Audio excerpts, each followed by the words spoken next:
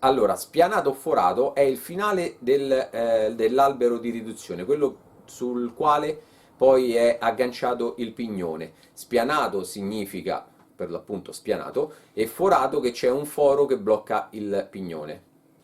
Li riconosci guardando il pignone come è fissato. In quello forato vedrai che c'è un foro con una spina passante nel pignone, quindi non c'è bisogno che smonti tutto quanto, lo puoi vedere dall'esterno. Mentre in quello spianato non vedrai nessun foro,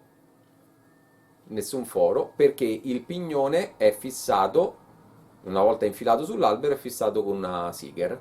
Quindi in quello forato, tu li vedrai dall'alto così magari se sono montati, vedrai il foro, mentre in quello spianato non vedrai nulla. Logicamente dovrai far girare il pignone perché potresti avere il pignone in questa posizione e anche essendo forato non vedi nulla, quindi fai fare un giro completo al pignone, se non vedi nessun foro hai quello spianato.